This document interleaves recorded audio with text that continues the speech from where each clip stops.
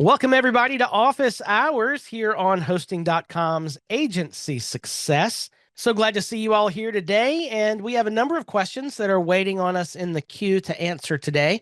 Looks like 6 questions so far. So if you are just joining us, use the link in the chat to ask your questions. Also, just a few minutes ago, I dropped in a few links for our upcoming live streams here on our Agency Success. Tuesday, I'll be talking about systems equals success, how to build systems in your business, a framework for doing that I think will be pretty helpful. Also, we have a newly released webinar that's going to be coming up on September the 9th. That's a Tuesday. The same time each time. It's 2 p.m. Eastern time, and however that translates into your time zone. But Daphne from the Hosting.com team will be talking all about doing an SEO health check for the websites that you manage. So what are the things you should look at to see if a website for your client or your own website, how it's going to perform with search engines? So Daphne is very knowledgeable, as many of you who've already heard her speak once can attest to. So she's going to be coming back on September the 9th for that live stream. Also, in that link, you will find the Hosting.com YouTube channel, where all of these videos will appear a day or two after we finish up the recording. So lots of fun stuff there. All right, so as we get started today, I just want to talk about a couple of items that have been in WordPress news lately. The first one is sort of an update on what's going on in what I've come to call the recent unpleasantness in WordPress. All of these lawsuits that are happening in and around the WordPress space. All of them that are out there are proceeding very slowly. These are corporate lawsuits with lots of lawyers involved, and these things just take time. So there's an excellent article from the repository that was published last week where they kind of gave an update of what's going on in some of the latest lawsuits, particularly the one with Automatic and WP Engine. They are in the middle of discovery, which is the process of finding facts. That's going to close in November, but the trial is still not scheduled until February of 2027. So a year from this next coming February. So these lawsuits are going to be part of the conversation for some time. We've actually had a couple of folks that I've worked with ask about this topic now, as it does seem to float to the top in tech news from time to time. And one of the best ways I've heard to explain this is these are large corporations fighting over intellectual property and things of that nature. And for a lot of folks will understand that, but hopefully the clients that you're working with haven't really even been touched by this issue. But if they are, just a simple explanation of these are corporate lawsuits trying to figure out, people staking their claims in different areas of intellectual property. That's the basic explanation of this. And so hopefully that's good enough. We certainly haven't had any clients, at least from my perspective, who have pushed back on WordPress because of it. If Vern is asking, is it all about the lawyers making extra money? I mean, I don't know. Lawyers are lawyers, right? They do their thing and they do an important thing. So I don't know. You can answer that question.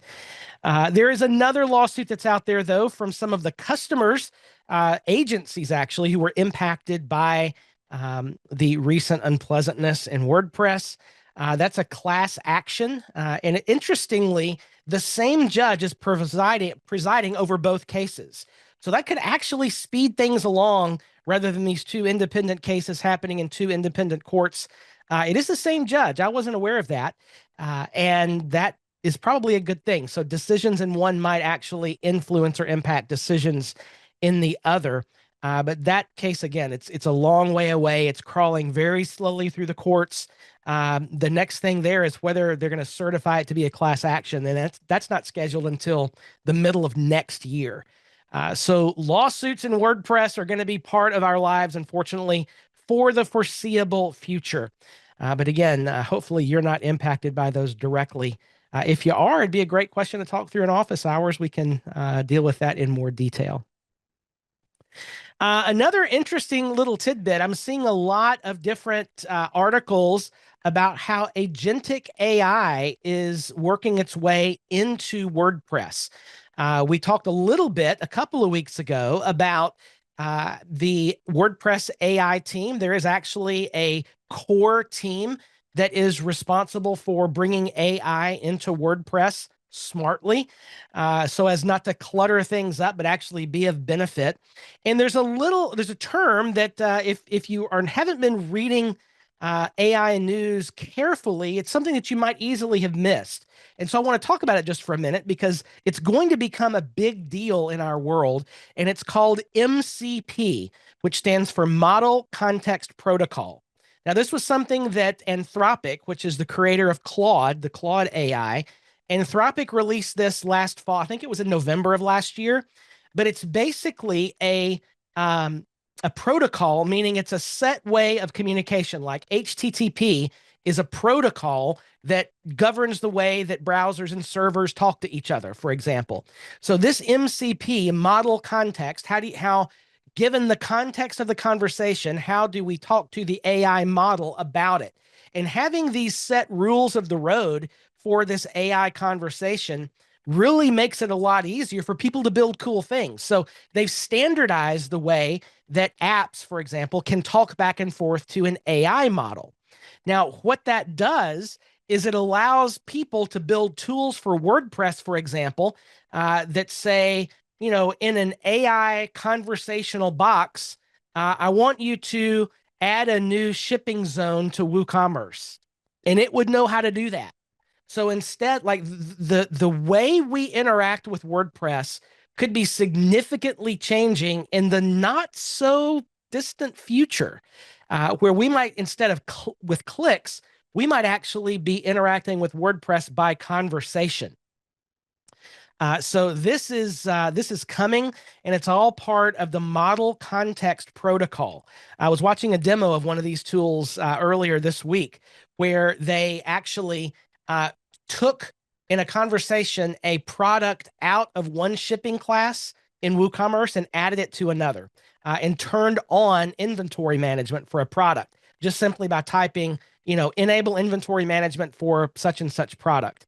And the AI was able to process that, and through the protocol, the MCP, they were able to hash out what that was supposed to be, and it actually made the change as though you went in and clicked the things in WordPress. So that's pretty cool. You could, see the next step of this even being voice interaction with websites and tools. The way we deal with websites is going to change because of some of these AI advances. So pretty interesting. That is certainly coming. All right, well, let's move into some questions. Again, if you are looking for the link to ask questions, I've just dropped it once again in the chat. We are currently up to 10 questions in the list. Excellent. So let me drag over our conversation window and share my screen as well, and we will dive in. All right, so first question out of the box is from Beth Livingston. Hey, Beth. Why is it that some plugins, like WooCommerce and Gasp, Elementor, do not allow you to include them in a bulk deactivate action? You have to do them individually. Great question. So let me see if I have any plugins that fit this criteria in the plugin list here on WP Nathan. Yes. Okay. So for example, I've got bit integrations running on this site just to do a little testing. Let's see if there's anything else here that does it. Maybe not. No, that looks like the only thing. But this was something that was rolled out in WordPress core, I don't know, a couple of versions ago.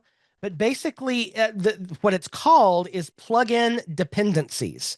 So if you have, for example, this Pro plugin for bit integrations, it is dependent on the core plugin, bit integrations, the free one, in order to operate. So you can't deactivate the core plugin until all of its dependent plugins are deactivated. And so, Beth, what you're seeing with WooCommerce and Elementor, it's very likely you have some plugins that have listed those core plugins as a dependency. And so, like, for example, if we were to, we can't even check the bulk box here. But if we were to deactivate the Pro button, the Pro plugin here, we would then be able to deactivate bid integrations as well, right there. So, there's a reason they did this, and it's to keep people from accidentally deactivating the core plugin, which could, if it's a poorly written plugin, if they haven't done a check to see if that core plugin is actually active, it could bring your website down. And so that's why these plugin dependencies exist. So does that make sense, Beth? Anybody else have questions along that subject? It's a good addition to WordPress. Might make some of us do a few extra clicks, depending. All right. Next one in the list is Karen. Hey, Karen. Karen, are you here? Yes. Excellent. All right. Karen says, one of my clients had to cancel a project because the key team member, the one who makes their product, has a serious health issue. They've made 2 of 4 payments and understand I'll bill for the time worked so far. I've done a preliminary numbers and I will definitely owe them a refund. I use Monster Contracts. For my own planning, I'm thinking of including meetings and about 12% for project management, though I haven't tracked meetings perfectly. How would you handle this in general, and how would you approach calculating the refund? All right. So this is a great question, Karen. I'm really glad you asked this. And the question is this: should you ever refund a client money they've paid for a project that they are pausing or canceling? Let's take a quick vote in the chat. Refund, yes or no? Just a quick yes or no in the chat. Interesting.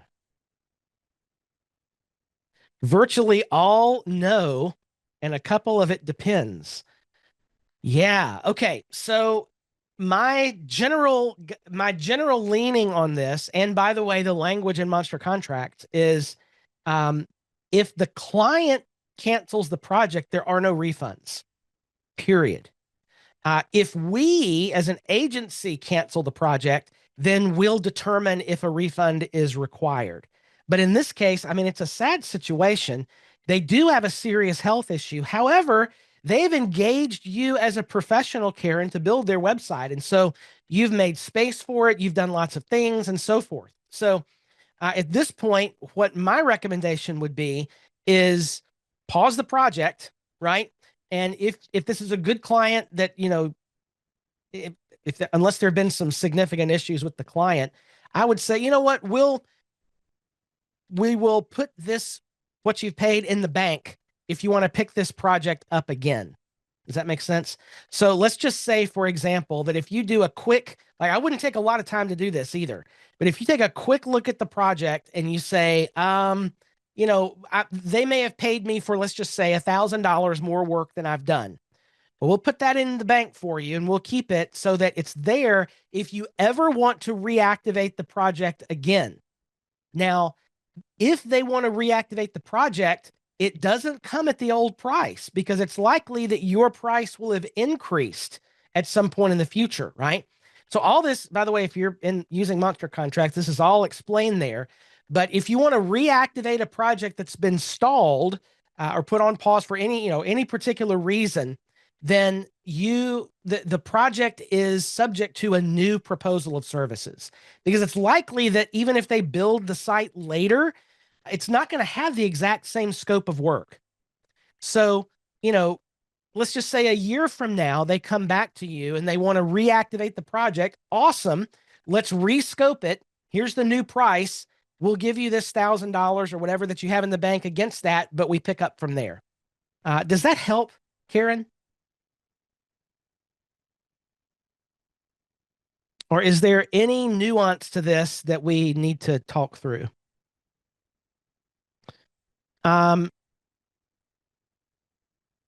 Okay, so Karen, you have explained to them, you've told them that you would give them a refund already. Okay.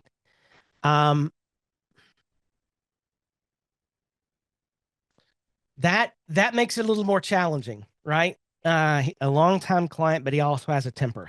Okay, so Whether or not the client has a temper is, I'm going to say, that's secondary. The issue is more, they're a long time client. So do you have other projects with them? Are you managing other sites for them?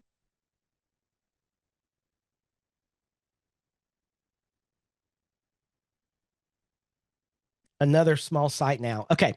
So, I mean, if you really wanted to go by the letter of the law, you're protected by your contract against having to do this. Since you've told the client, did you give them any idea of how much of a refund it would be? No. Um, so I would look at, you say they've paid you 35, 3.5K so far? Or is that how much you think that you would have to refund them?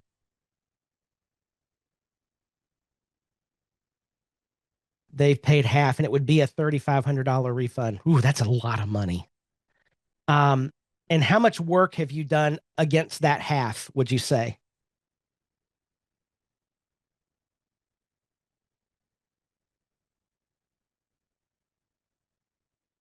Okay. If you had to guess,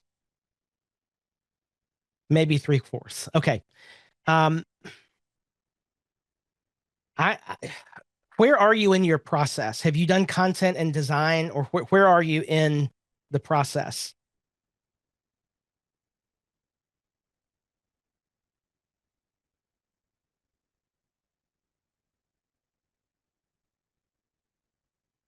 Okay, so you've done a good bit of work. Not design yet. Um, this is a tough one, Karen, because there's no way I would give the client back $3,500. That's too much money. That hurts your cash flow. They made a commitment to you, and it's sad that their staff member has a health issue, but at the same time, you're also a person with needs and finances and all those things as well. So I would overestimate how much work you've done because you've probably done more work than you think, just given meetings and conversations and all of that. Um, Offer a few $100s as a refund with a pause on the project. Um, and that's only because you've told the client that um, that you would do it. Now, another approach, and you would have to determine, how how much do you want to risk the client relationship? You could say, as I've reviewed our contract, our our policies in these situations are that there aren't refunds. We'll pause the project. We'll keep this in the bank for you until you're ready to pick that up. Or if you want to use it towards any other project, we would do that as well. But you still need to figure out how much actual cash would be in the bank for them. I would probably lean toward that option. I would try to avoid sending money back to the client. Does that help at all, Karen? It's complicated. That's why it's really important for us as agency owners to know what our policies are. And honestly, it's amazing how either in a conversation or in an email, blame the policy works really, really well. By policy, we do this. And it's very rare that you'll find someone push back against that. It's our policy that one, two, three, four. Um, so I would try to appeal to policy and just hope that works for the client. Hopefully they like you and trust you enough. They've hired you for another project already, and by telling them, we'll keep this in the bank for you. You can apply it toward this current site that you have or future projects. If you want to reactivate this one, it'll be there for you. Yeah. If you have to send it back, or if they are not wanting to do that, then your options are limited. I mean, you can go by the letter of the contract, which if it ever got to litigation, you would probably win. You were speaking off the cuff when you offered a refund, but it would risk the client relationship. So it's a hard decision to make. Yeah.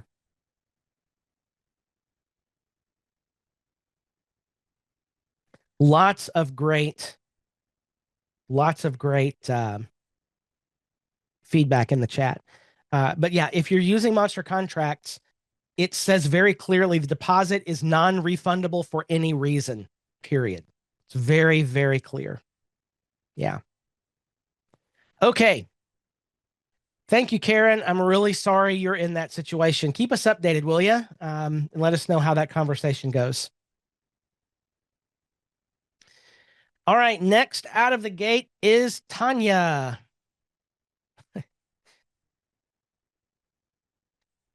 All right. SEO question, archive pages versus WordPress pages. All right. This sounds interesting. I built an auction house website for a client, created a custom post type for auctions with a CT. What is a CT? Is that a custom post type? Oh, a custom taxonomy. All right. So you've got a custom post type for auctions and then a taxonomy for auction types. One of the auction type archive pages is ranking better than the WordPress page for that auction type. Even though the archive page only has a title and the auction loop, while the page has a ton of information, photos, da da da da da. Okay, so first of all, let's talk about this term. What do you mean by ranking better? Because there's barely such thing as rank anymore. By that I mean rank is individually determined by 8 million factors. You can Google the same thing in two different web browsers and get different results in some cases. So are you noticing it's ranking better? Is the client? Well, I know you're saying comes up in search, but your number one result is not necessarily someone else's number one result. Yeah, like Melanie said, location matters. Your search history matters. Yeah, so are they saying it's coming up differently? Sounds like the client is noticing this. Okay, so what we might do, the cleanest way to get search results is to go to a guest profile in Chrome. A guest profile, not even incognito, but a guest profile. This means it doesn't have anything you're looking at all, and do your search from a guest browser. And she's seeing more page in analytics. Okay, so we'll this is a bit of a soapbox. So we'll move on from that. Just know that rank is very nebulous. However, analytics traffic is, that's a little more solid. Let's keep going. The URLs are similar.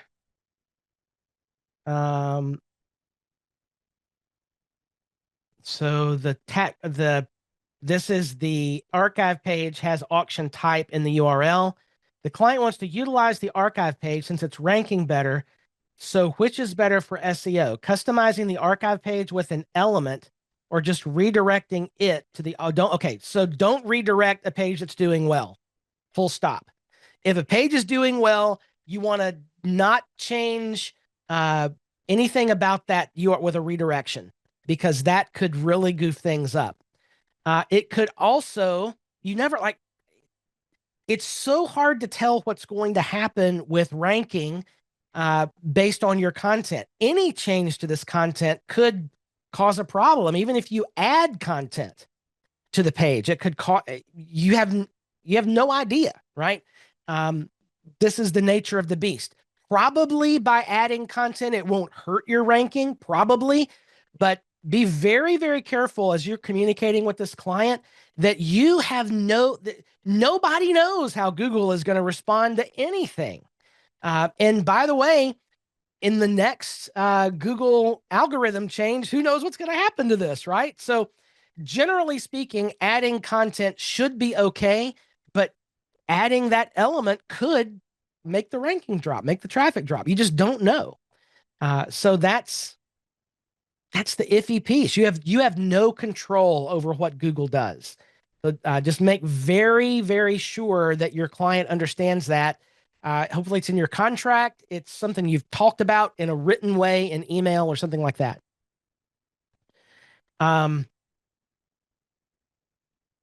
So Ben is saying the archive page shouldn't be indexed. I mean, that depends on the situation, right?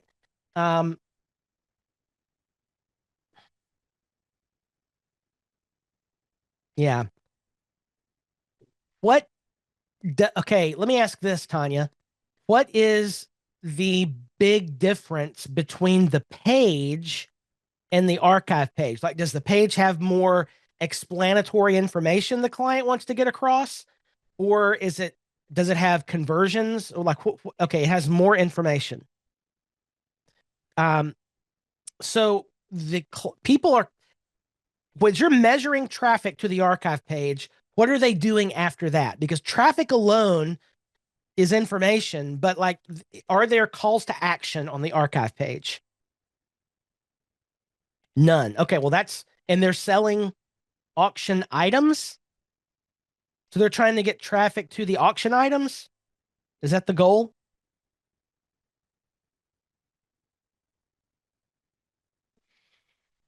Yeah. So, I mean, they should be able to click through to the item here, right?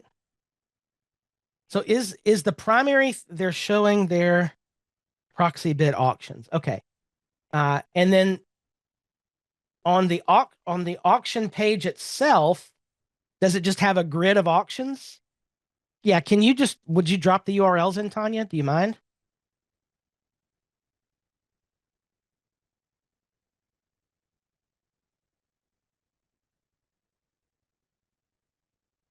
So the page actually has the same grid of auctions that the archive page has. Interesting. All right, so this is the page, right? So we've got some whole bunch of text, and then these, like, a lot of information. Okay.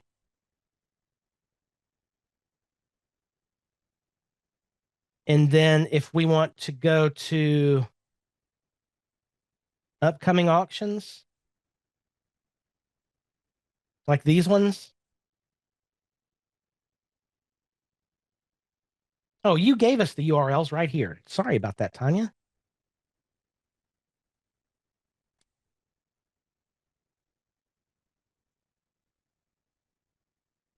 Interesting.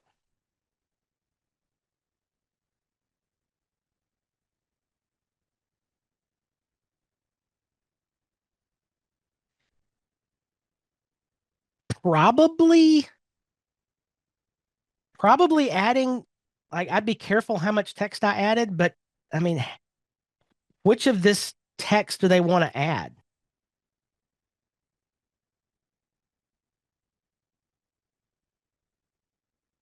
I'd be real careful about putting all of this through.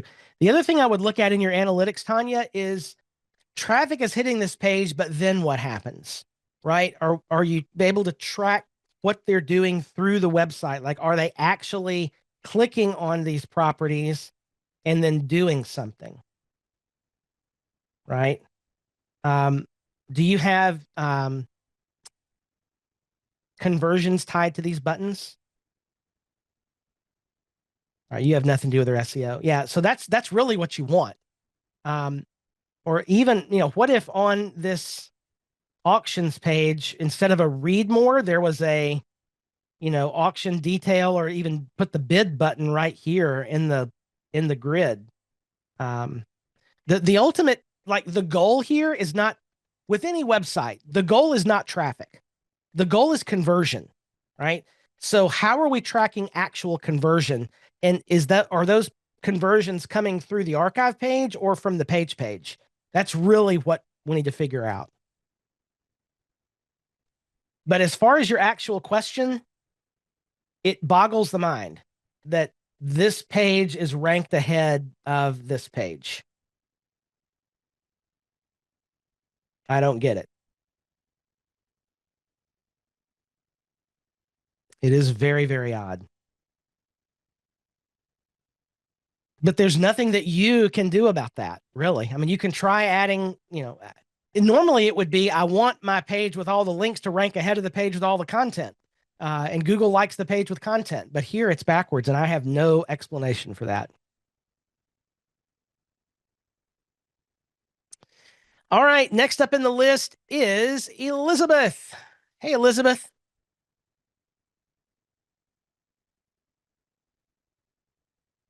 All right. Elizabeth, no question, but something I found very helpful. Excellent. Elizabeth says, I use Grok or ChatGPT to get support for all my software now. Yeah, it is so much faster than filling out a form and waiting for a general reply. Of course, Nathan is here on Thursdays, but sometimes I need help now. Yes, indeed. Okay, so 100%. We do the same thing. ChatGPT is wonderful at coming up with all of the processes to help you step through software until it isn't. Because ChatGPT, I don't know if you all have noticed this or not, ChatGPT will very confidently give you the wrong answer, as will other AI tools. It's not just ChatGPT. They will very confidently tell you exactly the wrong thing until you say, I don't think that's right. And they'll go, oh, no, you're right. Try this, right? And it's still, it'll mention menu links that don't exist and whatever, and you'll push back, oh, yeah, it's this right over here. And that's still not there. So you do have to be very careful with using AI, like everything. But I find it to be more helpful than not helpful. Elizabeth says that Grok fixed my washing machine, told me what part to buy and how to put it in. Yeah, that's great. So I find that it's better for things like that than it is for help me turn off this setting in Zoom or whatever. Not that that ever happens. Yes, so 100%. I've even when trying to fix my lawnmower not long ago, I actually took a picture of this part that I didn't know what it was called and uploaded it to ChatGPT. It told me what it was called and gave me some links to go find it. Yeah, so it's pretty cool. You just have to be careful with how confidently that the AI tools will give you a wrong answer. It makes it sound so legitimate. All right, next up in the list is Sue. Okay. Can anyone in the group explain what's going on with itch.io? I'm afraid to click that link. I think it's a gaming site and they removed a bunch of games, upsetting certain community. I have no idea. You got me on that one, Sue. I don't know. Sue, are you mad that they've removed some games that you like? Is that what this is really about? Now I've heard of Twitch, but not Itch. Okay, I'm going to do this off screen here. I'm afraid what this is going to pull up. Oh, okay. All right. Oh, it's one of these indie game platforms. Okay. Yeah, I don't know. I've never even heard of these guys. Okay. That may go down as the most interesting office hours question in a while. All right, next up, Beth Livingston.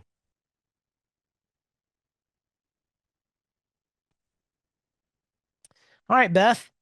If DNS is stored at Cloudflare, what happens when you pause Cloudflare on a high traffic website for debugging purposes? Okay. First of all, Beth, you should not pause Cloudflare. That should be the absolute last resort. Because what happens when you pause Cloudflare, and by that, I mean this. Hang on a second. Let me just log in and I'll show you.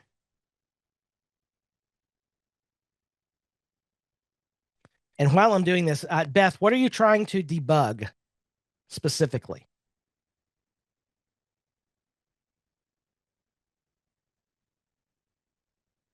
Yes, I know you can't see me logging in.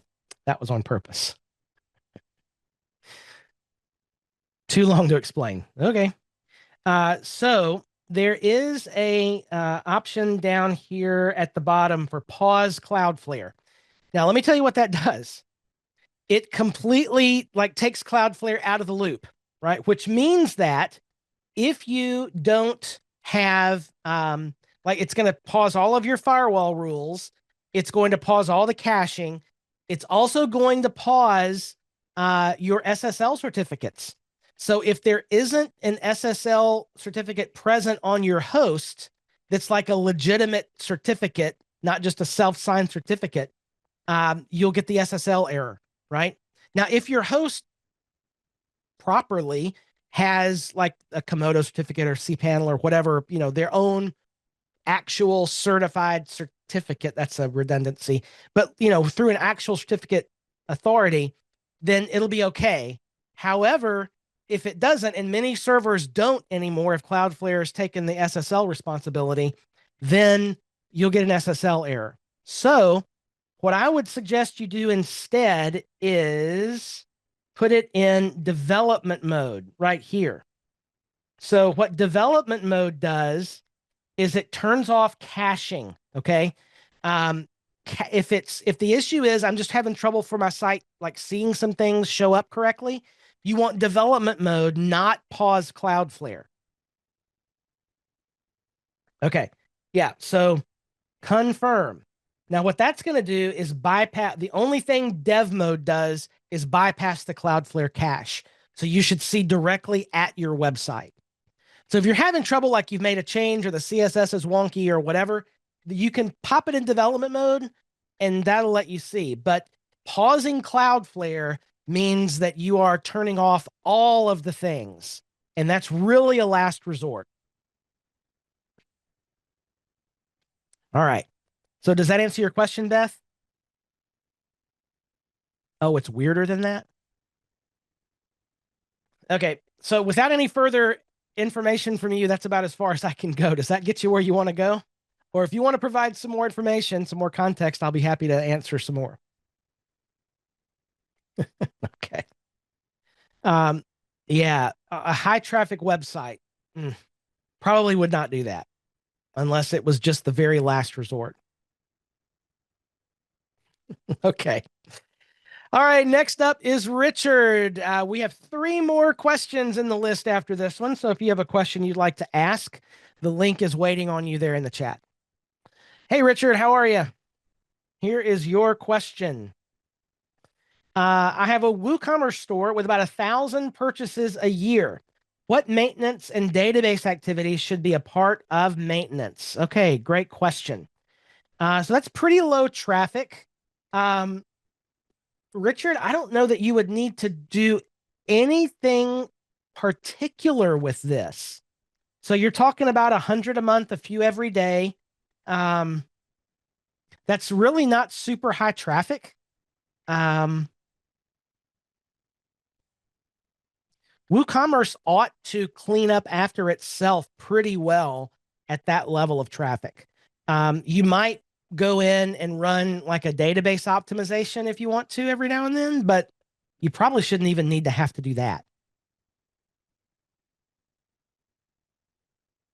Well, and Paul, yeah. So Paul's just given some great advice that's period about, you should do this anyway with a transactional site, whether it's WooCommerce or a membership site or an LMS.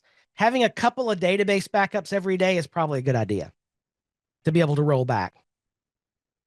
But as far as maintenance, aside from making sure you're logging in and running those periodic WooCommerce database updates on a new version, that's really the most, it's when you get into hundreds of orders a day that you might really need to pay attention to some WooCommerce issues.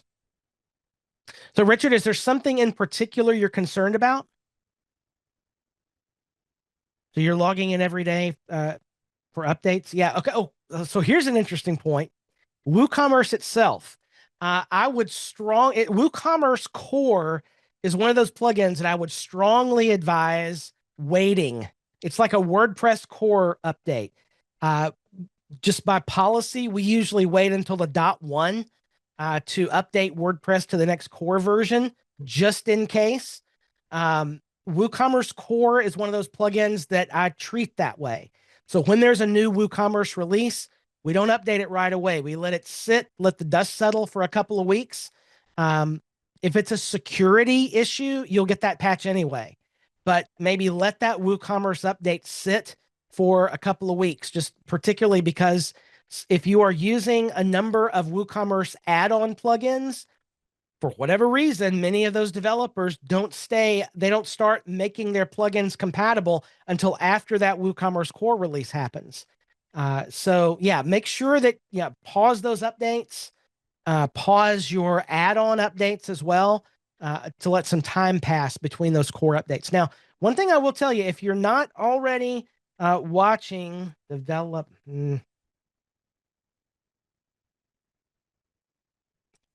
the WooCommerce developer blog is a very important place for you to watch. So they do really, really well at updating on all their releases and keep you in the loop on what's coming. This is really something that they have upped their game on in the last year to 18 months. So definitely watch that.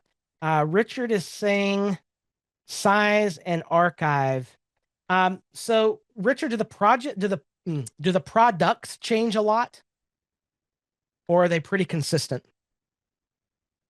Yeah. I mean, that's really the only thing. We added, I forget what site this was. We added a little snippet that goes in, and if you delete a product, it also deletes the associated media if it was only attached to that product. And that's helpful because, if products change a lot in a WooCommerce store, you can real quick have hundreds of images that are just stacked up, taking up space. But aside from that, at this level of traffic, it should not be hard for WooCommerce to handle that at all, just with its regular WooCommerce schedules, activities, and the action scheduler to clean things up and to keep things processed. There's a question in the chat about the list of upcoming live streams, and I've just dropped that in the chat for you now. All right. Next in the list is Jeffrey.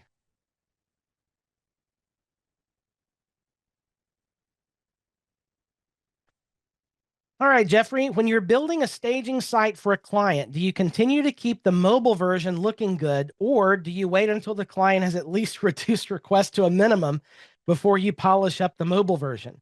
If the latter, how do you explain this to the client? Okay, great question. So when I am building a staging site, and by this, I'm assuming you're meaning, are you building a new site or are you making changes to an existing site, Jeffrey? Which one are we talking about? It's like a new site that you're building?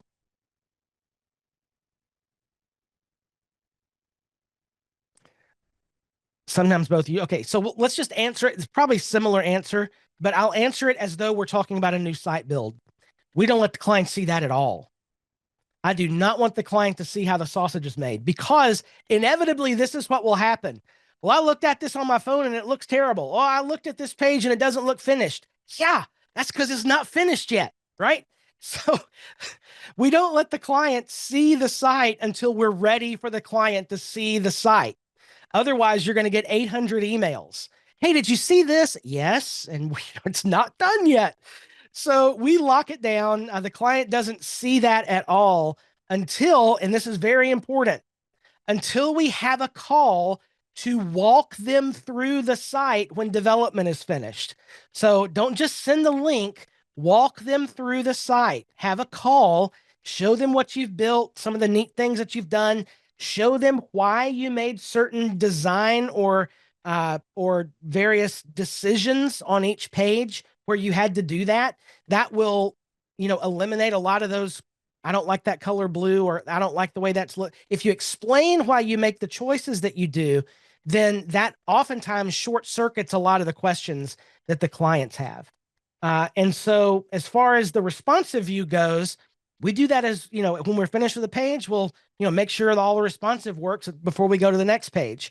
So when we get ready to take off the password and show the client the site, it's completely ready to go and ready for them to make their revisions list. Yeah.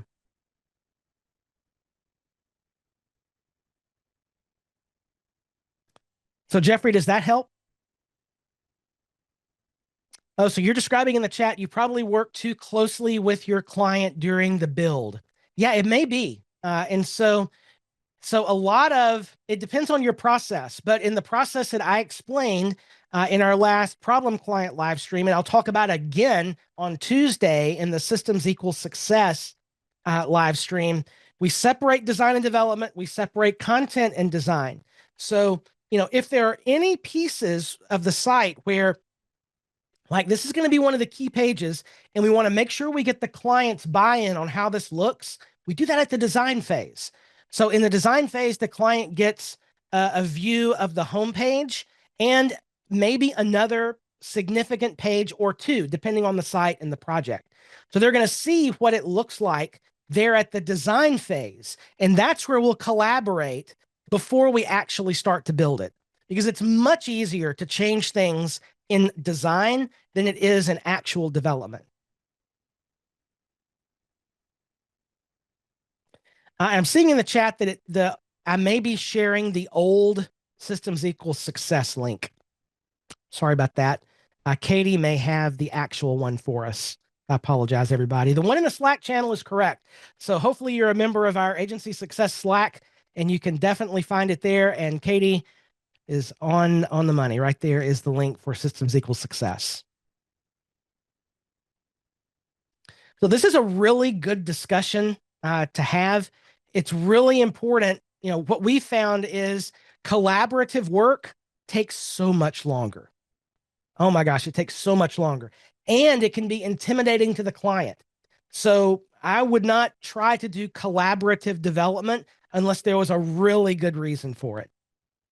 Yeah. Sherry is saying my client wants to see how their content fits in a particular page. Yeah. So, and like Elizabeth is saying, do a PDF or a PNG of the page. I forget what I use a Chrome extension that will screenshot I forget what it's called. It's like Go Full Page or something like that. You've probably all seen it. It's been around forever. But just take a screenshot of the page and send that to them. I would not try to send them the actual URL. It just causes too many problems. It's a great question, Jeffrey. Thanks for asking that. All right, next in the list is Sherry. DCG says, I bill an extra 25% if they want collaborative development. Yes. That's probably a good policy. Okay, Sherry. Hey, Sherry. Oh, boy. Okay. In a free version of Kadence, what's the best way to create a unique header for the homepage versus all the other pages? So I can't get into deep Kadence technical support here, Sherry. That's going to be something you'd want to ask them or in their Facebook community. But what Kadence does have a conditional headers function. Matter of fact, we're using that on one of our projects right now. And so if you just Google Kadence conditional headers, they will walk you through it. There's docs about that. And Chris if Chris is still here from my team, he may have a link for that because we just worked on that. Kadence conditional headers are your friend. All right, next up is Shanta.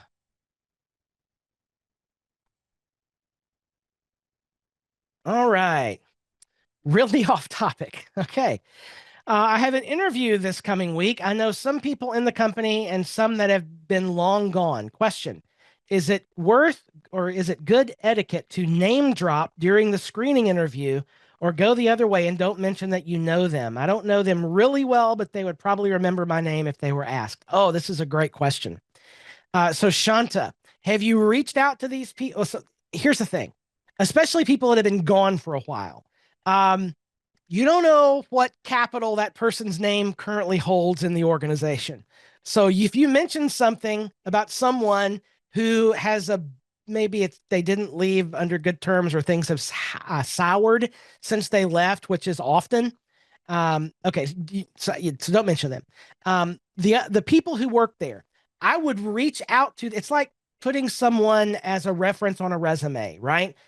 Reach out to them first. You don't want them to just all of a sudden get an email from a recruiter or HR or whatever. So maybe reach out to them first. Hey, I've got this interview coming up. Would you mind if I mention that we have a connection or whatever? Or could you give me advice about, this interview and what to do. So reach out and leverage the connection, but don't make it weird, make it more organic. You have a friendship or an acquaintance with the person in the organization. Let them know that you're interviewing and see if they have any feedback or advice, suggestions, that sort of thing. And ask them if it's okay if you mention their name in the interview. Yeah. Does that help?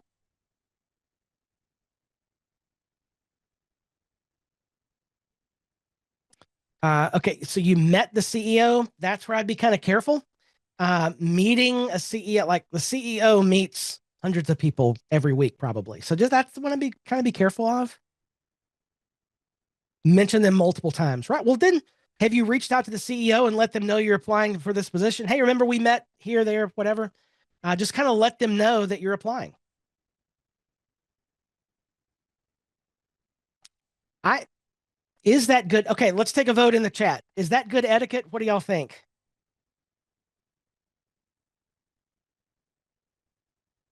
Yeah, it's kind of like asking for a reference.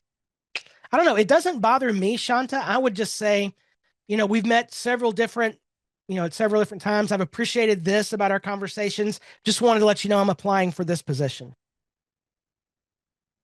Definitely check in advance. Yeah.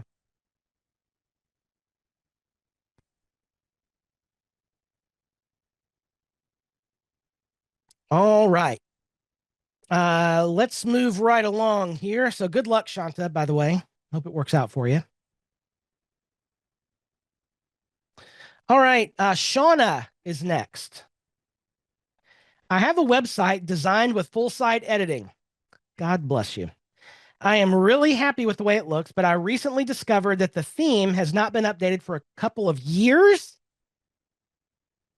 Really? And it's designed with full site editing? Shauna, what is the theme? Ooh, okay. So I would be concerned, yes, because when full site editing first came out, there were a whole bunch of themes that were released that tried to take advantage of it. However, full site editing has been a moving target. Like they are working on full site editing in every core release. Like when you see the list of things that are happening in every core release, insert large number here, 80% of the stuff in a core release is tied to full site editing. So if the theme isn't keeping up with that, I would be really, really concerned because full site editing today is not what it was at the beginning, like at all, like not even close. The name is the same. That's about it. So there's the link. I have never heard of this theme.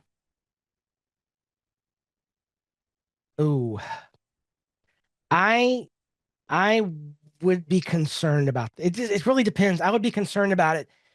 You might investigate, Shauna, how move this over to a development environment or make a copy of your website and try one of the newer full site editing themes. One of the better ones is called Ollie. It is quite good. There are a number, you can sort, of course, by full site editing in the theme directory and just see if things move over. Um, Ollie, let's see. I can't even spell WordPress correct. This is the pro site. This one. Ollie is quite good.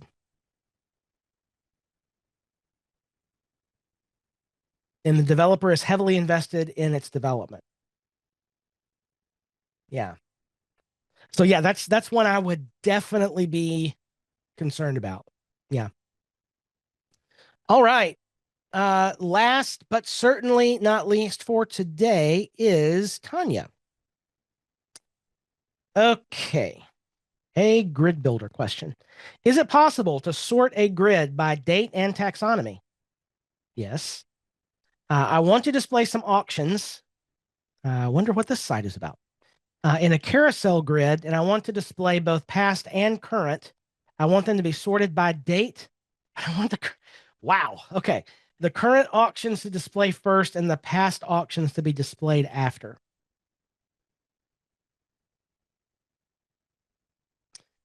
The problem is if I sort by the close date with closing soonest showing first, it shows all the past auctions first.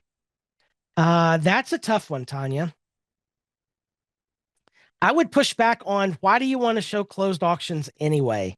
In your like, if I'm a user, I don't care about closed auctions most likely, unless there's something about that I don't understand. I would be annoyed, quite frankly, to think that something was there and available, but it's closed. Oh, the client wants it. I would definitely keep them separated. It's like current events and past events, right? Like, don't show me a big block of events and half of them are closed, right? It's annoying for the user. I would definitely go. First of all, it's going to be a huge technical lift, I would imagine, to get these to display the way you wanted them to. You could do it. It would be some workarounds on the back end, but it would be complicated. And I think the end result would be it would annoy your users. Oh, okay. So if you have 0 current auctions, then what you need to do is figure out how to conditionally display that block of upcoming auctions so that it doesn't show if no auctions are current. Yeah. And that's going to depend on what tool you're using to build the site. But it's very likely you could do that. Even if it was a hacky thing with jQuery. Yeah, you should be able to do that in Kadence. Yeah, you should be able to.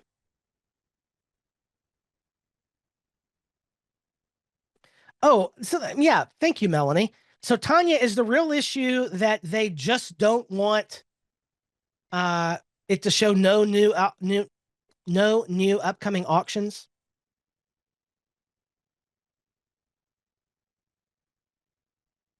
And if that's the case, then I would they want to display all no matter what. Yeah.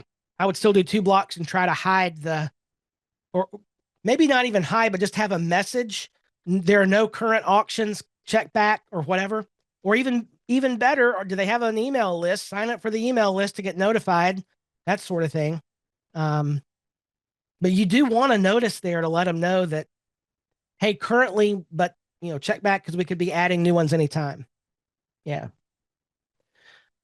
All right, everybody. That brings us to the end of office hours. Let me scroll right back up here and get that link. Dropping in one more time the link to our Tuesday live stream on Systems Equals Success. That is waiting for you there in the live stream chat if you want to grab that. And that'll be the next time we see you. I hope you all have a wonderful weekend. I hope you don't do a lot of work. Hope you get some good rest with friends and family. I'll see you back here on Tuesday, 2 p.m. Eastern time for Systems Equal Success here on hosting.com's Agency Success. Have a great weekend, and we'll see you back here next week where we go further together.